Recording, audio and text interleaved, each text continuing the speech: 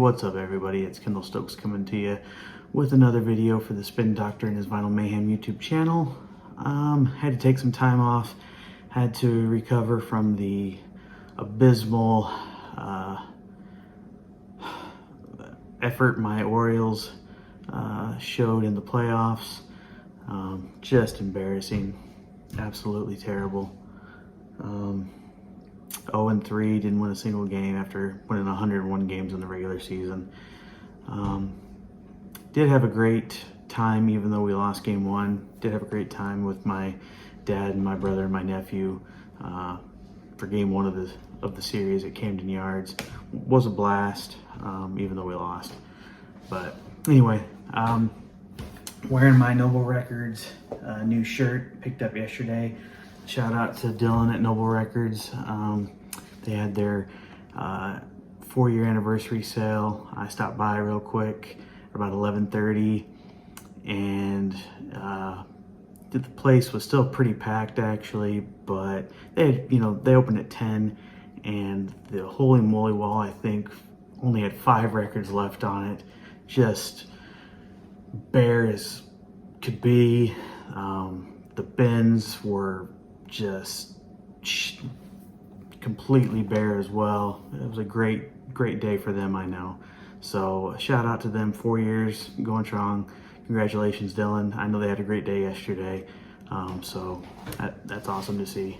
Support your local record stores, everybody. But today I just really quickly wanted to do this video discussing the Van Halen box set, the collection, Sammy Hagar. I've seen a lot of videos, read a lot of reviews, and I just wanted to do one as well. Yeah, I wanted to talk about it. I am full disclosure going into this. I was very excited about this box set. I am a huge Van Halen fan, especially the Sammy Hagar era. I'm a huge Sammy Hagar fan, always have been, and I'll be completely blunt and honest with you. The Hagar era, probably my favorite era. And I probably just lost a whole bunch of subscribers for saying that, and so be it. I just think when he joined the band, he brought something very unique to the band that wasn't in the band before. Hats off to David Lee Roth. Dave was a unique personality, a unique frontman. He had a very unique style, a very unique voice, but Sammy brought just a whole bunch to the band that Dave didn't have. He had a much better voice. I think he was a much better songwriter. And he could also play the guitar, so that brought a 2-guitar presence into the band that wasn't there before, at least for the live shows. And so I just thought that added so much to the band. And to be fair, I mean, I am younger, so I was kind of introduced to Van Halen during the Hagar era, so a little biased that way as well. But I just think these 4 records are just superb records. I know some people have a lot to say about this record right here, OU812, calling this a terrible record, saying it's not a good record at all. And I don't know what's wrong with you people. This is actually one of my favorite records. I look at, where's the track listing on this record? Huh.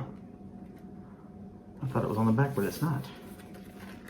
Let me pull out I just want to go over the track listing real quick, because I think you guys are insane for not liking the tracks on this record. Black and Blue, I think, is a great record, or is a great song. Just feels good. Cabo Wabo, I think, is really good. Finish What You Started is my favorite track on this record. Just the dual guitar, the acoustic guitar, Mine All Mine. Source of Infection. I don't think that one gets a lot of talk. vocal, like lyric wise, maybe not the best, but when you listen to the intro, it has a Hot for Teacher intro, in my opinion. The way the guitar and drums kind of go back and forth reminds me a lot of Hot for Teacher. Some of Eddie and Alex's best on that record, in my opinion, just the way they kind of go back and forth. I encourage you to go back and listen to that song. Very, very great guitar playing by Eddie and drum playing by Alex. Superb. When It's Love, I mean, you can't go wrong with that. So good. But yeah, just this is a great record. And why people badmouth it and say it's not a good record at all, I don't understand. So good. So good. Is it their best record? No, I think their best record with Sammy probably is 5150. But I love all four of the records. But as I was saying, I went into this with high hopes, thinking this is going to be an awesome box set because, you know, getting original copies of For Unlawful Carnal Knowledge, almost impossible. Same thing with Balance. So I was in on it just for those two records alone. I already have originals of these two, so you know, didn't make a big difference to me. And then the Rarities record, yeah, I mean, the songs themselves aren't rare. You can get them on CD pretty easily, but to have them on vinyl was pretty nice, so pretty cool. I know a lot of people talk about the fact that the records don't have polyline sleeves except for the Rarities. I agree, it would have been nice. So yeah, kind of a bummer. But let's go into the quality of the actual box set real quick. I've heard a lot of people talk about the quality being really bad. So I ordered my copy. I think I paid $120 for it. Yeah, I know Amazon, I think, had a really good deal for like $105, $110. Most record stores are $125. So you're getting a great price for 5 records, 2 that are almost impossible to find, and 4 that are just out of print in general. So the fact that they're in print now, phenomenal. Sturdy box. The one thing that I noticed when I first opened the box, there was one little defect, but it was one tiny defect when I first opened it. And it was this corner here. I'll show it in the picture I'm showing now. And then also, it's not flat at the bottom, so it won't stand up straight. Those are the only 2 defects right off the bat. I know some people were talking about seam splits at the top of their records here. Mine came in perfect, so that was very nice. Now, I know some people were talking about the records being in paper sleeves. Yeah, that kind of sucks. So when I got mine, I checked them out. Yeah, they were dirty, which is pretty common. So I cleaned them. There weren't any noticeable marks or anything on them. They were just dirty. The only thing I'll say is my copy of For Unlawful Carnal Knowledge, it did have very noticeable fingerprints on it. I think that was probably from when they put the record in the sleeve, but cleaned up very nicely. Didn't have any problems when I played it. I played all 4 of the records. They played perfectly, no clicks, pops, or anything. Like I said, no issues with this box set really, except for those little minor flaws with the box itself. I guess I'm lucky. I know some people had some major issues. Sorry guys, I did not have any. I was very, very lucky, I guess. I also like the fact that this is on the box, not on a piece of paper. All in all, I mean, sound quality, you know, I'm not an audiophile, so I can't really say anything to the, you know, complete sound quality. Like some people say, oh, you know, Alex's drums are out front and, you know, blah, blah, blah, or Eddie's guitar is, you know, this and that, or Sammy's vocals are, you know, all 4 records sounded great. I haven't listened to the Rarities record yet, but I mean, I'm very happy with the quality of the sound.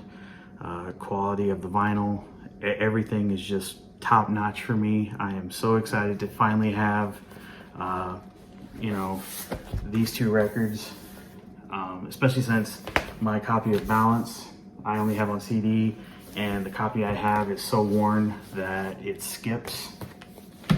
So to have a brand new copy on vinyl that plays and sounds amazing, you know, phenomenal.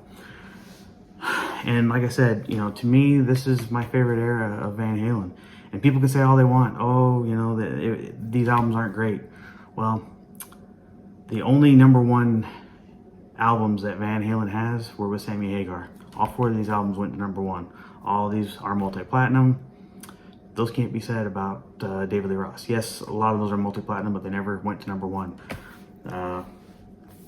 You know, and back to OU 812, 4 of these tracks on here were top 10. 2 of them were #1s. Just saying, people badmouth that album. Numbers don't lie. So, just one guy's opinion. 5150, phenomenal album. It's their best selling of the 4. Love this album. Absolutely phenomenal. Great songs, great tracks. Can't go wrong with it. OU 812. So good. So guys, I encourage you to go back and give this one a listen again. All you guys that have badmouthed it, just try it again. It really is a great album. For Unlawful Carnal Knowledge, Pound Cake, so good. Spanked, good. Pleasure Dome, good. Run Around, amazing. Man on a Mission, so good. Right Now speaks for itself. 316, nice little lullaby for Wolfie. Top of the World, so good. Balance is another one that I think is very underrated. Can't Stop Loving You, so good. Amsterdam, I think, is really good.